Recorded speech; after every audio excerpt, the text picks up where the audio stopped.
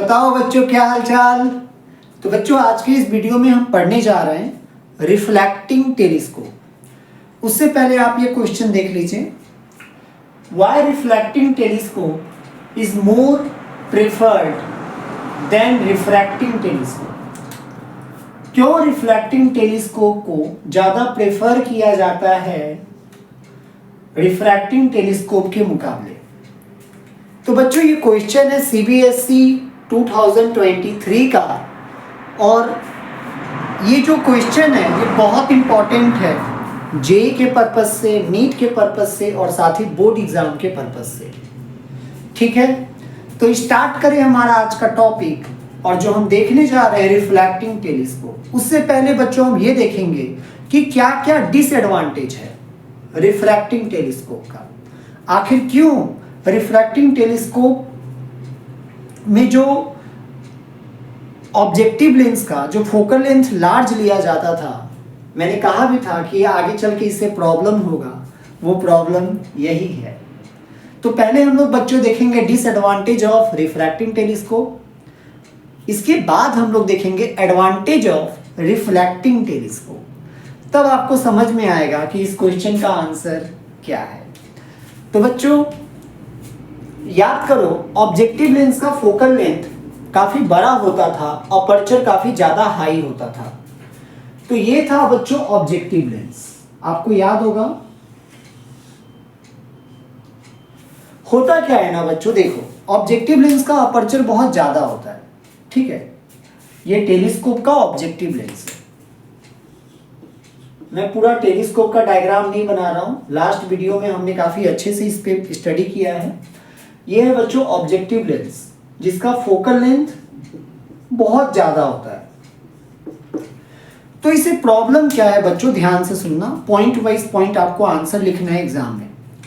तो होगा क्या बच्चों, देखो होता क्या है ना कि इतना बड़ा लेंस बनाना कोई आसान बात नहीं है। बिहारी में कहते हैं ना, कोई दाल भात का कर नहीं है। देखो फोकल लेंथ जो होता है ना ऑब्जेक्टिव लेंस का, वो 100 सेंटीमीटर 120 सेंटीमीटर इतना होता है। सोचो अगर मान लो फोकल लेंथ 100 सेंटीमीटर है तो उसका रेडियस ऑफ कर्वेचर कितना होगा, 200 सेंटीमीटर। हमें पता है radius is equal to 2 into focal length, right. Radius equal to 2 into focal length, मतलब इसका रेडियस ऑफ कर्वेचर हो गया 200 सेंटीमीटर, मतलब 2 मीटर उतना रेडियस। अब आप इमेजिन करो, आपको एक ऐसा ग्लास स्फीयर चाहिए होगा ये लेंस बनाने के लिए जिसका रेडियस 2 मीटर है, प्लस सॉलिड लेंस अंदर से भी तो भरा हुआ है ग्लास से, ये खोखला नहीं है ना, अंदर हवा नहीं है, अंदर कोई ऑयल नहीं है, अंदर भी ग्लास है। तो पहला जो प्रॉब्लम आता है बच्चों वो आता है difficulty in manufacturing. Point wise point answer लिखवा रहा हूं, फटाफट कॉपी करना। तो जो पहला प्रॉब्लम है बच्चों ये है डिफिकल्टी इन मैन्युफैक्चरिंग।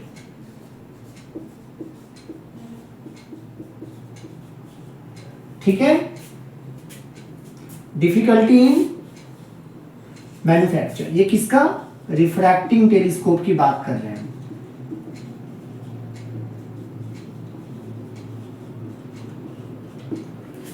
ठीक है, difficulty in manufacture. Second point बच्चों याद करो, आपने लेंस मेकर फॉर्मूला में पढ़ा था कि एक लेंस का जो फोकल लेंथ होता है ना वो उसके रिफ्रैक्टिव इंडेक्स पे डिपेंड करता है। याद आया, वो उसके रिफ्रैक्टिव इंडेक्स पे डिपेंड करता है। एक लेंस का जो फोकल लेंथ होता है बच्चों वो उसके रिफ्रैक्टिव इंडेक्स पे डिपेंड करता है कि लेंस जिस मटेरियल का बना है उसका रिफ्रैक्टिव इंडेक्स कितना है और आउटर मीडियम का रिफ्रैक्टिव इंडेक्स कितना है। अब आपको पता है कि व्हाइट लाइट में कितने कलर है, 7, विपजाई और हमें पता है कि मीडियम का रिफ्रैक्टिव इंडेक्स अलग अलग कलर के लिए अलग अलग होता है। आपने प्रिज्म में पढ़ा होगा कि जो रेड कलर का लाइट होता है वो सबसे कम डेविएट होता है, वायलेट लाइट जो होता है वो सबसे ज़्यादा डेविएट होता है। मतलब अगर मैं इस लेंस से मान लो व्हाइट लाइट को क्रॉस करवाऊंगा तो मुझे यहाँ पे फोकस मिलेगा रेड का, यहाँ पे मुझे फोकस मिलेगा वायलेट का। वायलेट कलर सबसे ज्यादा देखो डेविएट होगा, रेड कलर सबसे कम डेविएट होगा। तो इसका मतलब तो हमें 7 इमेज बन जाए कलरफुल। हमें जो टेलीस्कोप से जब आप मून को देखोगे तो आपको 7 अलग अलग कलर का मून दिखाई देगा। यहाँ लाल कलर का चंदा मामा, उसके बाद ऑरेंज कलर का, फिर येलो कलर का, ग्रीन कलर का, ब्लू कलर का, इंडिगो कलर का, वायलेट कलर का, है ना। आपको 7 कलर्स के आपको मून दिखाई देंगे जब आप टेलीस्कोप से देखोगे।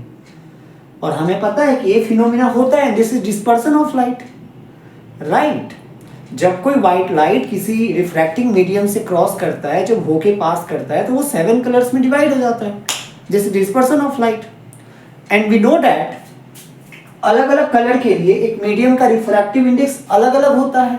मतलब एक मीडियम का रिफ्रैक्टिव इंडेक्स जो होता है वो अलग अलग कलर के लिए अलग अलग जैसा बिहेव करता है। रेड कलर को कम डेविएट करता है, वायलेट कलर को ज्यादा डेविएट करता है ना। तो दैट मीन्स आपको 7 कलर्स के मून दिखाई देंगे या आप टेलीस्कोप से जिसको भी देखोगे। तो बच्चों ये प्रॉब्लम को हम बोलते हैं क्रोमैटिक अब्रिएशन। तो सेकंड पॉइंट हो जाएगा क्रोमैटिक एब्रिएशन, ठीक है, क्रोमैटिक एब्रिएशन। थर्ड पॉइंट है बच्चों, तीसरा जो पॉइंट है वो ये है कि काफी ज्यादा महंगा होगा। भाई 100 सेंटीमीटर का, मान लो ना मैं 100 सेंटीमीटर लेके चल रहा हूँ, 120 सेंटीमीटर भी होता है ऑब्जेक्टिव लेंस का, जो फोकल लेंथ होता है वो 120 भी होता है। 100 सेंटीमीटर का फोकल लेंथ वाला लेंस बनाने में बहुत खर्चा आएगा। और ऐसे ही महंगाई का जमाना है, पैसों की कमी है सबके पास, तो इसीलिए कॉस्टली, काफी ज्यादा महंगा होता है ये थर्ड पॉइंट, ठीक है। थर्ड पॉइंट क्या हो जाएगा बच्चों, कॉस्टली, काफी कॉस्टली होगा ये। चौथा पॉइंट जो हो जाएगा इसमें वो ये हो जाएगा कि इसमें बच्चों मैकेनिकल सपोर्ट बहुत लगेगा।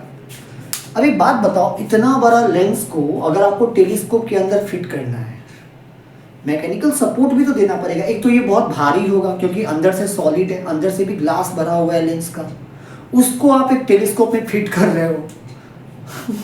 वो फिट ही नहीं, बहुत मतलब मैकेनिकल सपोर्ट बहुत ज़्यादा देना पड़ेगा। कहने का मतलब ये है कि उस टेलीस्कोप पे बहुत ज़्यादा काम करना पड़ेगा इनडायरेक्टली। तो needs more mechanical support, mechanical support. तो बच्चों ये कुछ 4 पॉइंट है जो आपको याद रखने हैं, ठीक है। फर्स्ट वन इज बच्चों difficulty in manufacture, second chromatic aberration, ठीक है। थर्ड इज कॉस्टली, ज्यादा महंगा हो जाएगा। Fourth one is needs more mechanical support. ये 4 पॉइंट इनफ है, आप इसको लिख सकते हो। ये क्या है बच्चों, डिसएडवांटेज ऑफ रिफ्रैक्टिंग टेलीस्कोप। क्यों ऐसा हुआ, क्योंकि रिफ्रैक्टिंग टेलीस्कोप में जो ऑब्जेक्टिव लेंस यूज किया जाता है उसका फोकल लेंथ बहुत बड़ा होता है, उसका अपर्चर बहुत बड़ा होता है, और उसके कारण जो जो प्रॉब्लम्स हो रहे हैं, जो जो डिसएडवांटेज है, वो ये चारों पॉइंट। क्लियर। तो अब हम देखने जा रहे हैं बच्चों रिफ्लेक्टिंग टेलीस्कोप। तो लगाओ बच्चों रिफ्लेक्टिंग टेलीस्कोप। अब ऐसा क्या होगा रिफ्लेक्टिंग टेलीस्कोप में जो ये सारी प्रॉब्लम्स नहीं आएंगी। तो बच्चों इसका आंसर नाम में ही छुपा हुआ है। देखो रिफ्लेक्टिंग टेलीस्कोप मतलब यहाँ पे हम लोग मिरर को यूज करेंगे, ना रहेगा बांस ना बजेगी बांसुरी। अरे ये बात बताओ, क्रोमैटिक अब्रिएशन जो हो रहा था वो कब होगा, जब रिफ्रैक्शन होगा। लाइट जब किसी भी रिफ्रैक्टिंग मीडियम में इंटर करता है ना, 7 कलर में डिवाइड होता है। ऐसे रट के मत रखना कि वो हमेशा प्रिज्म से होगा, प्रिज्म वो जस्ट एन एग्जाम्पल। लाइट जब भी मीडियम चेंज करता है वो 7 कलर्स में स्प्लिट होता है, याद रखना इस चीज को। तो अगर मान लो हम मिरर लगा दे इस लेंस के जगह पे, मान लो मिरर लगा दे, तो मिरर में तो रिफ्रैक्शन होगा ही नहीं। तो ये तो ऐसे ही खत्म हो गया, क्रोमैटिक एब्रिएशन वाला प्रॉब्लम ऐसे ही गया। मिरर ज़्यादा प्रॉब्लम नहीं होता है बनाना, ये भी गया, ज़्यादा कॉस्टली भी नहीं होगा और आराम से फिट भी हो जाएगा टेलीस्कोप के अंदर। Hence we use reflecting telescope and let us see the ray diagram of reflecting telescope. बच्चों आपके सिलेबस में केवल डायग्राम है, इसके ऊपर कोई भी डेरिवेशन नहीं है, ठीक है। आपको रिफ्लेक्टिंग टेलीस्कोप का केवल डायग्राम पढ़ना है। आपको रिफ्लेक्टिंग टेलीस्कोप का केवल डायग्राम पढ़ना है। तो बच्चों रिफ्लेक्टिंग टेलीस्कोप क्या होता है? रिफ्लेक्टिंग टेलीस्कोप में हम किस टाइप का मिरर को यूज करते हैं, ये सब एमसीक्यू के लिए बहुत इंपॉर्टेंट है, ठीक है। ये सब एमसीक्यू के लिए बहुत इंपॉर्टेंट है। तो लगाओ बच्चों heading reflecting telescope. Reflecting telescope. तो बच्चों हम क्या करेंगे ना, रिफ्लेक्टिंग टेलीस्कोप में पैराबोलाइडल कॉनकेव मिरर का यूज करेंगे। क्या करेंगे? पैराबोलाइडल कॉनकेव मिरर। तो इसमें क्या होगा बच्चों, जो ऑब्जेक्टिव लेंस था जिसके कारण सारा प्रॉब्लम आ रहा था, जो ऑब्जेक्टिव लेंस था, objective lens is replaced bye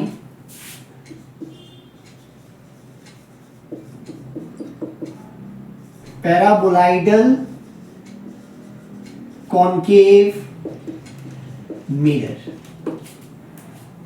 क्या होता है पैराबोलाइडल कॉनकेव मिरर? देख लो जरा। तो बच्चों ये है वो पैराबोलाइडल कॉनकेव मिरर, ठीक है, जो आपने पढ़ रखा है। ये रहा इसका प्रिंसिपल एक्सिस। अब होता क्या है ना बच्चों, आपने स्फेरिकल अब्रिएशन पढ़ा होगा। स्फेरिकल अब्रिएशन पढ़ा है ना, कि जब भी कोई स्फेरिकल मिरर पे जब लाइट पैरेलल जब आता है तो वो फोकस पे कन्वर्ज कर देता है, कॉनकेव मिरर जो होता है। बट प्रॉब्लम ये होता है कि फोकस कोई एक पॉइंट नहीं होता, वो एक रीजन होता है। स्फेरिकल अब्रिएशन जानते हो ना, जैसे मान लो ये मिरर है, कॉनकेव मिरर, ठीक है। मान लो ऊपर से ये लाइट आया parallel to the principal axis और ये यहाँ पे कन्वर्ज कर लिया, ठीक है। तो यहाँ पे फोकस बना, इतना क्लियर है। होगा क्या बच्चों, वो रे जो प्रिंसिपल एक्सिस के काफी करीब होगा, मतलब ये end parallel to the principal axis, वो बहुत सामने कन्वर्ज कर जाएंगे, मतलब वो यहाँ पे कहीं कन्वर्ज करेंगे। मतलब हमें एक ही मिरर में दो अलग अलग फोकस नजर आएगा, दो से ज्यादा फोकस नजर आएगा, ठीक है, एक से ज्यादा फोकस नजर आएगा। दिस प्रॉब्लम इज स्फेरिकल अब्रिएशन, ठीक है। जो सामने वाले जो रे हैं जिनको हम पैराक्सियल रेस कहते हैं, ये बच्चों पैराक्सियल रे हैं, पैराक्सियल रे, और ये है बच्चों मार्जिनल रे। तो यहाँ पे अलग अलग फोकस देखने को मिलता है, ठीक है। ये स्फेरिकल मिरर के साथ ये प्रॉब्लम होता है।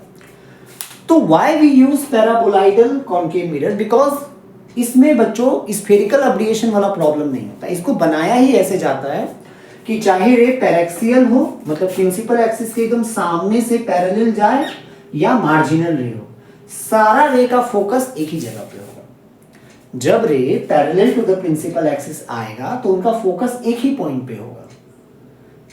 मतलब अब तक जो आप डेफिनेशन पढ़ते आ रहे थे कॉनकेव मिरर में कि when rays of light coming parallel to the principal axis after reflection from the concave mirror it passing through a point on the principal axis and that point is known as focus। तो असल में वो जो mirror था ना वो parabolic था, ये वाला मिरर था पैराबोलाइडल कॉनकेव मिरर। फोकस का जो आप डेफिनेशन पढ़ते आ रहे थे वो असल में ये वाला मिरर था। असल में स्फेरिकल मिरर में स्फेरिकल अब्रिएशन वाला प्रॉब्लम होता है, फोकस एक जगह पे नहीं बन पाता, वो फोकस एक रीजन पे बनता है। मान लो अगर रे बहुत ऊपर है प्रिंसिपल एक्सिस का तो वो कहीं और कन्वर्ज करेगा, मान लो प्रिंसिपल एक्सिस का बहुत सामने है तो वो कहीं और कन्वर्ज करेगा। लेकिन ऐसा प्रॉब्लम पैराबोलाइडल में नहीं होता, चाहे रे पैरेक्सियल हो या मार्जिनल रे। क्लियर? समझ में आ गया? तो इस टाइप के मिरर को हम यूज करेंगे किसमें? रिफ्लेक्टिंग टेलीस्कोप में। तो पहला प्रॉब्लम तो ऐसे ही खत्म हो गया। क्या बोलो? फर्स्ट प्रॉब्लम मैं इसका एडवांटेज बता रहा हूँ, नोट करना इसको। फर्स्ट प्रॉब्लम क्या हो गया, नो स्फेरिकल एब्रिएशन, इसमें कोई स्फेरिकल एब्रिएशन नहीं होगा, है ना। हम रिफ्लेक्टिंग टेलीस्कोप को ज्यादा यूज क्यों करते हैं, क्योंकि उसके एडवांटेज है। तो ये सब वो एडवांटेज है जो आपको एग्जाम में लिखना है, ये सब पॉइंट। दूसरा, बच्चों रिफ्रैक्शन तो हो ही नहीं रहा है, तो जब रिफ्रैक्शन नहीं हो रहा है तो वो क्रोमैटिक एब्रिएशन भी नहीं होगा, लाइट 7 कलर में स्प्लिट भी नहीं होगा, क्योंकि यहाँ तो रिफ्लेक्शन हो रहा है। तो no chromatic aberration, no chromatic aberration. Third, mirror बनाने में ज़्यादा खर्चा नहीं लगता, ठीक है, ये मतलब सस्ता हो जाता है, ज़्यादा खर्चा नहीं होगा इसमें, तो चीप प्राइस, ठीक है। चौथा, needs less mechanical support,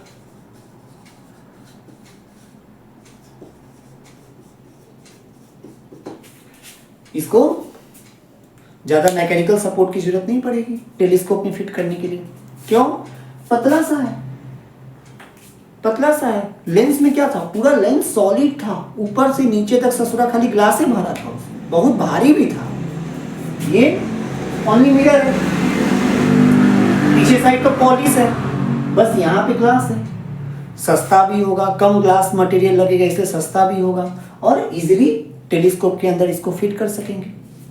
clear. तो ये चारों बच्चों एडवांटेज हैं रिफ्लेक्टिंग टेलीस्कोप का। क्या क्या, no spherical aberration, no chromatic aberration, cheap price and needs less mechanical support.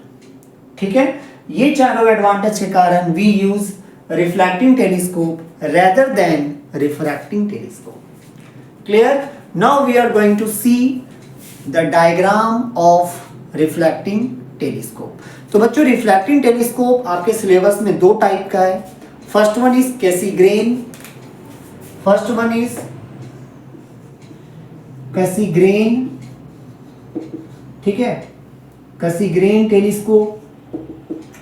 बहुत सारे बच्चे इसको कैसीग्रेनियन भी बोलते हैं, बहुत सारे टीचर्स कैसीग्रेनियन। मेरा इंग्लिश उतना अच्छा नहीं है तो मैं कैसीग्रेन बोलता हूँ, ठीक है। तो बच्चों आपको केवल डायग्राम समझना है, ठीक है, इसमें कोई फॉर्मूला वगैरह नहीं है। हालांकि इसका जो भी फॉर्मूला होगा मैग्निफिकेशन का वो रिफ्रैक्टिंग टेलीस्कोप का ही है, वो मैं लिख दूंगा, बट इसमें आपको रिफ्रैक्टिंग टेलीस्कोप का ओनली डायग्राम समझना है। First one is Cassegrain. इसका डायग्राम अच्छे से देख लो पहले, उसके बाद ये कॉपी करना। पहले मैं बना लेता हूँ क्योंकि मुझे भी उतना अच्छा से बनाना आता नहीं है, ठीक है। तो बच्चों होगा क्या, देखो मान लो ये दो पैरेलल रेज आ रहे हैं,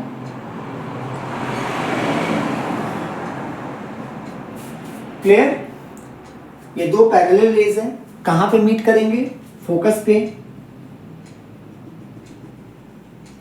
कहां पे मीट करेंगे, फोकस पे। मतलब फोकस पे इमेज बनना चाहिए था, फोकस पे इमेज बनना चाहिए था। होता क्या है बच्चों, कैसीग्रेन टेलीस्कोप जो होता है ना, इसमें हम कुछ इस तरीके से यहाँ पे अभी एक मिरर यूज करेंगे। जैसे हम क्या करेंगे बच्चों, यहाँ पे एक दूसरा मिरर को यूज करेंगे। यहाँ पे एक हम कॉन्वेक्स मिरर को यूज करेंगे इस साइड में। मतलब ये रे जो यहां पे मिलने वाला था, ये रे जो जाकर यहां पे कन्वर्ज करके इमेज बनाने वाला था, हमने क्या किया, बीच में कॉन्वेक्स मिरर को यूज कर दिया। क्लियर। ये है प्राइमरी मिरर, जो कौन सा है, पैराबोलाइडल कॉन्केव मिरर। क्लियर, ये है प्राइमरी, और ये है सेकेंडरी मिरर, जो कौन सा मिरर है, कॉन्वेक्स मिरर। ध्यान से देखना हम क्या करेंगे बच्चों। सबसे पहले हम क्या पढ़ रहे हैं हम लोग, कैसीग्रेन टेलीस्कोप। ठीक है, कौन सा मिरर यूज होगा प्राइमरी मिरर में, paraboloidal concave mirror. Clear. Ray कैसे आया, parallel to the principal axis, जाके वो कन्वर्ज करने वाले थे कहाँ पे, फोकस पे, बट बीच में हमने कौन सा मिरर रख दिया, कॉन्वेक्स मिरर।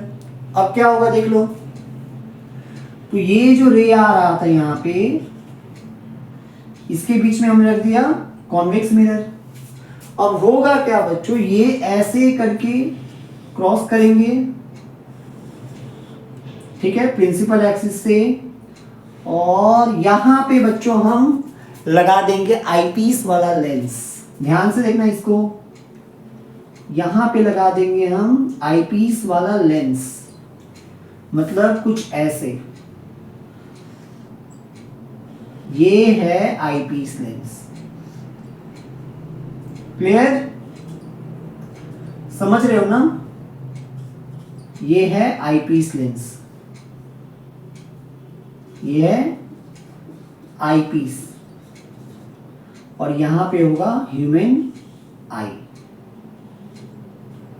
यहां से कोई इसको देखेगा। क्लियर,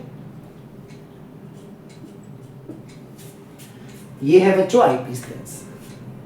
क्लियर, तो ये है आपके सिलेबस में डायग्राम किसका, कैसीग्रेन रिफ्लेक्टिंग टेलीस्कोप का।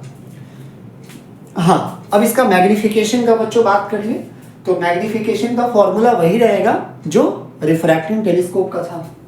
तो सबसे पहले मैक्सिमम वाला फॉर्मूला लिख लो, FO upon FE into 1 plus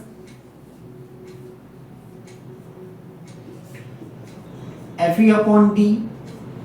clear, ये था बच्चों मैक्सिमम मैग्निफिकेशन, एंड मिनिमम था एट इंफिनिटी वाला, that is FO upon FE। Clear था, clear, this is minimum and this is maximum, formula same रहेगा दोनों में, बट इस पे ज्यादा न्यूमेरिकल नहीं आता, हमें केवल डायग्राम पढ़ना है। ठीक है, इसको बहुत अच्छे से कॉपी करो। अब हम देखने जा रहे हैं second reflecting telescope, that is Newtonian reflecting telescope. Video pause करो, पहले ये सारा पॉइंट लिखो, फिर अच्छे से ये डायग्राम प्रैक्टिस करो। डायग्राम इज वेरी इंपॉर्टेंट, और आपको केवल डायग्राम ही पढ़ना है, मिटा दे। ठीक है, तो सेकेंड है जो बच्चों आपको पढ़ना है, वो है न्यूटोनियन टेलीस्कोप। सेकेंड जो आपको पढ़ना है वो है न्यूटोनियन टेलीस्कोप। पता नहीं मार्कर क्या हो गया है, इतना गंदा कर दे रहा है बोर्ड को। ठीक है, गरीबी में आटा गिला। 2 number Newtonian telescope, Newtonian telescope. तो बच्चों न्यूटोनियन टेलीस्कोप में क्या होगा ना, सेम रहेगा डायग्राम, बट एक चेंज आएगा। देखो कैसे, तो बच्चों प्राइमरी मिरर तो वही रहेगा, कौन सा, प्राइमरी मिरर तो वही लेना है। प्राइमरी मिरर में पैराबोलिक कॉनकेव मिरर ही रहेगा। बन जा डायग्राम ठीक से, हाँ शाबाश। तो ये बन गया पैराबोलाइडल कॉनकेव मिरर। ठीक है, ये है प्रिंसिपल एक्सिस, रे आया parallel to the principal axis, and we know that after reflection from the mirror they will converge at a point and that point is focus।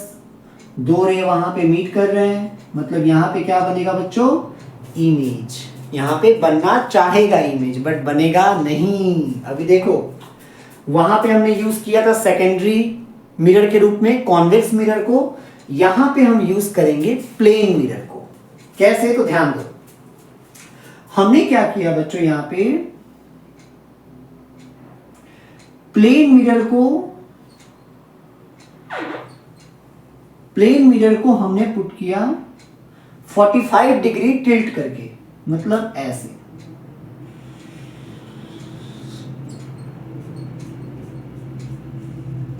समझ पा रहे हो?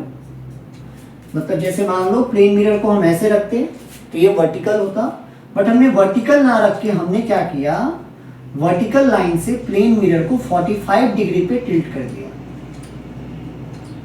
ठीक है, प्लेन मिरर को 45 डिग्री पे हमने टिल्ट कर दिया। ये एमसीक्यू के लिए इंपॉर्टेंट है, याद रखना इसको, कि न्यूटोनियन टेलीस्कोप में प्लेन मिरर को कितना डिग्री वर्टिकली टिल्ट किया जाता है, तो 45 डिग्री पे बेंड कर दिया जाता है। तो जो इमेज बनना चाहिए था बच्चों यहाँ पर, अब वो क्या बनेगा, देखो हमें पता है प्लेन मिरर में image distance is equal to object distance, but वो डिस्टेंस परपेंडिकुलर होना चाहिए, मतलब इमेज कुछ यहाँ इस तरह बनेगा। तो ये रे आ रहा था यहाँ पे, ये रे ऐसे आ रहा था, तो ये कुछ ऐसे मीट करेंगे और यहाँ पे फाइनल इमेज बनेगा, और ये रहा आई पीस, ठीक है, और ये रहा ह्यूमन आई। क्लियर?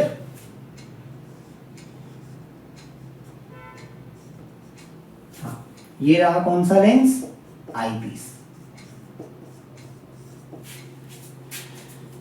ठीक है,